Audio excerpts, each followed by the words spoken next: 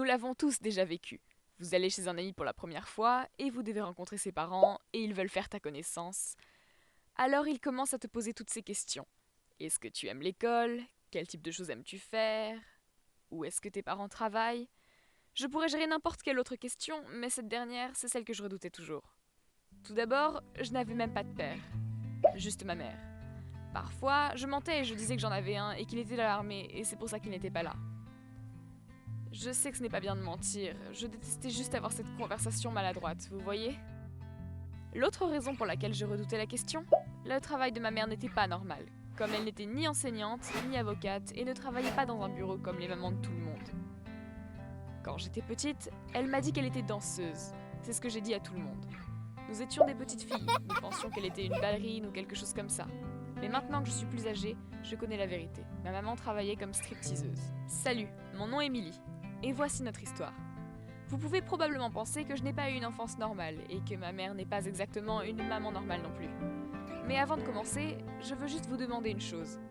S'il vous plaît, écoutez toute mon histoire avant de juger. Je sais que beaucoup d'entre vous jugeront de toute façon, mais je veux pouvoir raconter mon histoire librement. Je ne me souviens pas que mon enfance ait été super bizarre, mais nous étions vraiment pauvres. Vraiment pauvres. Je n'avais pas vraiment réalisé à quel point tout n'allait pas bien jusqu'à ce que je commence à regarder dans le passé.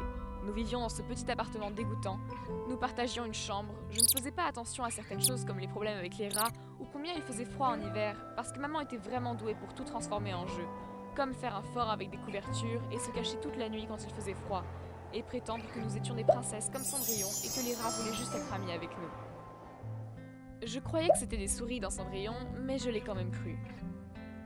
Nous avions toujours assez pour nous en sortir. Maman était une femme de chambre dans un hôtel de la ville, je sais que c'était vraiment vrai. Donc elle ne gagnait vraiment pas beaucoup d'argent, mais juste assez pour nous acheter de la nourriture, nous conduire à l'école et continuer à payer l'électricité. À ce stade de l'histoire, vous êtes probablement en train de vous demander où était mon père dans tout ça? Bonne question. Je veux dire, la plupart des gens ont deux parents, même s'ils sont divorcés ou non mariés ou toute autre situation. Mon père existe bien sûr, quelque part, mais lui et maman n'ont pas de relation. En fait, je ne l'ai découvert que l'année dernière, quand j'avais 13 ans. Ma mère a été agressée sexuellement, alors qu'elle n'avait que 4 ans de plus que moi. Elle venait de commencer l'université et avait tous ses plans lumineux pour son avenir. Mais elle s'est retrouvée enceinte et a décidé de garder le bébé. C'était moi. Et maintenant, me voici. Cela signifie également que ma mère n'a que 31 ans, donc elle est sensiblement plus jeune que la plupart des parents des autres. En fait, la plupart du temps, les gens pensent qu'elle est ma sœur. Je reçois donc beaucoup de questions à ce sujet aussi, ce qui est gênant d'y répondre. Parfois je mens et je dis qu'elle a simplement un très bon chirurgien plastique. Ne t'inquiète pas, elle m'a donné la permission de le dire. Donc oui, c'est l'histoire de mon père. Je ne sais pas qui il est et je ne veux pas savoir quoi que ce soit. Il est peut-être mon père, mais il ne sera jamais mon papa. Et je ne lui pardonnerai jamais, qui qu'il soit, pour ce qu'il a fait à ma mère. Est-ce que je suis contente qu'elle n'ait pas eu d'avortement? Bien sûr, sinon je ne serais pas là. Mais je me sens aussi mal parce que je sais que sa vie se serait avérée si différente si elle avait obtenu son diplôme et un excellent travail, au lieu de s'inquiéter d'être toute seule à la maison pour prendre soin d'un bébé malade. Alors maintenant que vous connaissez le contexte, croyez-moi, j'en ai marre de raconter cette histoire. Retournons à ce pourquoi vous êtes ici, ma maman, la stripteaseuse. Comme je le disais, elle avait un travail horrible en tant que femme de ménage. Il ne la payait presque pas parce qu'il s'attendait à ce qu'elle ait des pourboires. Mais l'endroit était un tel trou que les types de personnes qui y passaient n'étaient pas du genre à laisser un pourboire.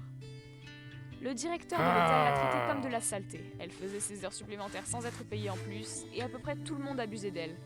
Mais elle tenait à ce travail parce que c'était tout ce qu'elle avait. Elle devait me soutenir. Puis vint le pire hiver qu'on ait jamais eu. Il faisait un froid glacial, nos fenêtres se sont fissurées et le propriétaire ne les réparait pas. Et maman et moi étions toutes les deux constamment malades. Elle m'a emmenée chez le médecin, mais ne pouvait pas se permettre de payer les médicaments qu'il a prescrits. Et elle ne pouvait pas se permettre d'aller voir le médecin elle-même.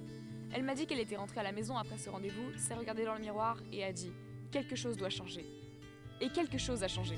Je ne sais pas ce qui s'est passé, car à ce point je n'avais que 9 ans environ. Tout ce que je sais, c'est qu'un jour, maman est rentrée à la maison et qu'elle m'a dit qu'elle avait quitté son emploi à l'hôtel. Et elle avait trouvé un nouvel emploi. Elle a dit qu'elle allait devoir travailler le soir et elle n'était pas encore sûre, mais elle pensait que ce serait mieux payé. Beaucoup plus. J'étais excitée parce que plus d'argent signifiait moins de nuits affamées et peut-être même de nouvelles chaussures. Mais plus encore, j'étais excitée parce que maman semblait excitée, ce qui ne se produisait presque jamais. Alors, il y avait ce scintillement dans ses yeux, et son visage fatigué semblait soudain plus lumineux. Ça devait être bien. Je n'ai pas vraiment remarqué de grandes différences au début, sauf qu'elles n'étaient pas beaucoup là et je devais apprendre à faire plus de choses par moi-même. Mais ensuite, lentement, le changement a commencé. Maman a commencé à ramener des fruits et des légumes frais à la maison, au lieu de conserves ou de produits congelés, et de la viande, ce qui était généralement un régal. Elle a même engagé quelqu'un pour réparer les fenêtres et a acheté un nouveau radiateur pour nous garder au chaud la nuit. Le seul inconvénient, bien sûr, était que maman travaillait le soir. Je devais passer les nuits seule à la maison. Je sais qu'elle se sentait mal à ce sujet, mais elle a fait jurer de ne le dire à personne, et elle m'a montré comment verrouiller les portes et les fenêtres. Donc chaque jour, je rentrais de l'école, me faisais une collation, un autre nouveau luxe, faisais mes devoirs, me faisais un dîner. Je veillais toujours à en faire assez pour elle et le laisser au frigo jusqu'à ce qu'elle rentre, puis regardais la télé jusqu'à l'heure du coucher. J'entendais maman rentrer à la maison tôt le matin parce que la porte se fermait. Puis la douche coulait et enfin elle se glissait dans le lit à côté de moi. Ce fut la routine pendant un certain temps, et les choses ne cessaient de changer. J'avais mon propre lit, puis de nouvelles tenues. Puis un jour, nous avons emménagé dans un plus bel appartement, plus grand, dans un meilleur quartier. J'étais tellement contente. Maman était maman. Elle avait fait en sorte que ce soit une incroyable aventure.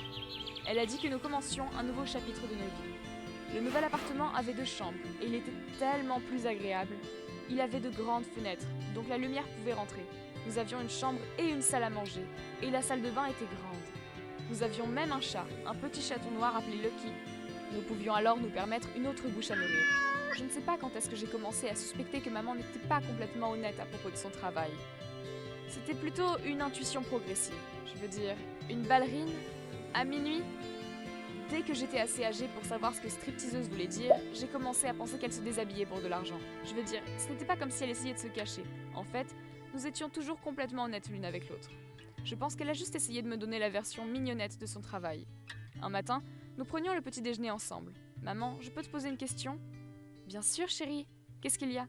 Quand tu dis que tu danses pour gagner ta vie, est-ce que tu... Je ne savais pas quoi dire exactement, donc j'ai juste beaucoup agité les mains maladroitement.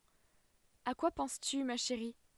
Je pense que nous sommes sur la même longueur d'onde, c'est juste de le dire. Je ne pouvais pas le dire même à voix haute. Es-tu une stripteaseuse ? J'ai chuchoté. Elle m'a regardé droit dans les yeux. Je le suis. Si cela vous fait vous sentir bizarre, pas de problème. Je l'ai rassurée. Oui, même si ça semblait bizarre, je ne me sentais pas bizarre. J'étais la seule personne à comprendre à quel point les choses avaient été difficiles quand nous étions pauvres.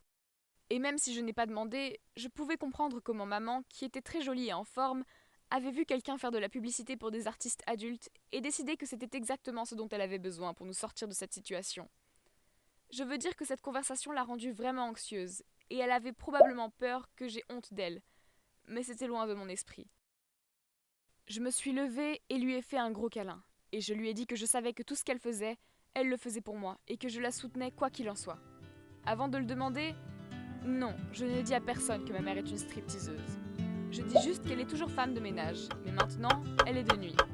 Vous et moi savons à quel point les gens peuvent être méchants, et maman ne mérite pas ça. Je ne veux pas que ce soit ton travail pour toujours, maman, lui ai-je un jour dit. En fait, je pensais que je pourrais peut-être retourner à l'université et terminer mon diplôme. Millie, tu penses que c'est une idée dingue ? Je pense que c'est une excellente idée. Tu pourrais aller à l'université pendant la journée et travailler la nuit, même si je ne sais pas quand tu pourrais dormir. Maman a dit qu'elle pouvait le faire. Je pense que si je ne l'avais pas encouragée, elle ne l'aurait probablement jamais fait. Mais elle s'est inscrite à la fac et a commencé à suivre des cours pour obtenir un diplôme en marketing et en communication. Et laissez-moi vous dire qu'elle est maintenant heureuse comme je ne l'ai jamais vue. Elle prend surtout des cours l'après-midi, donc elle peut dormir. Et parfois même, nous étudions ensemble. C'est bizarre, mais j'aime ça. J'aime surtout l'idée de savoir que maman ne veut pas être stripteaseuse pour toujours. Cela ne me dérange pas qu'elle le fasse, mais je n'aime pas l'idée que des hommes craignos la regardent. Et parfois, je m'inquiète pour sa sécurité. Donc, plus tôt elle sortira de là, mieux ce sera. Je suis en 9e année maintenant. Je me sens beaucoup plus à l'aise quand je passe mes soirées seule maintenant que je suis plus âgée. Parfois, mes amis viennent dormir ici, où je reste juste avec Lucky et regarde de nombreux shows sur Netflix. Voir maman aller à la fac m'a encouragée à aller à la fac aussi un jour. Donc je travaille très dur pour obtenir des A et des B pour m'assurer que cela se produise, bien que je ne sache pas encore dans quoi je veuille étudier. Je suis contente que nous ayons plus d'argent maintenant et j'espère que nous ne nous retrouverons jamais dans cette pénible situation. Je suis tellement reconnaissante envers ma maman, qui a fait en sorte que cette mauvaise situation se soit faite plus douce à vivre. Elle a fait en sorte que je passe une enfance agréable et saine, même en grandissant dans un tel endroit. Et je lui en serai toujours reconnaissante. Elle est vraiment la meilleure. Quant à mon père, tout ce que je peux dire, c'est que j'espère qu'il pense parfois à maman et se sent coupable. Mais peu de chance qu'il le sache, sa cruauté a juste fait d'elle une femme plus forte et lui a donné une fille qui a grandi pour devenir sa meilleure amie. Voilà l'histoire de ma maman la stripteaseuse. Espérons que cette partie de notre histoire se termine lorsqu'elle obtiendra son diplôme et un emploi avec un emploi du temps correct et des hommes moins bizarres. J'espère que vous ne l'avez pas jugée trop sévèrement. Elle essayait vraiment de survivre et me donner la meilleure vie possible. Et vous ? Je sais que la plupart d'entre vous n'ont probablement pas de mamans qui sont des stripteaseuses, mais est-ce que l'un de votre parents a un boulot bizarre ? Parlez-moi et je lirai vos commentaires. Oh, et n'oubliez pas de liker et de vous abonner pour des histoires vraies et incroyables comme la mienne. Merci de m'avoir écouté.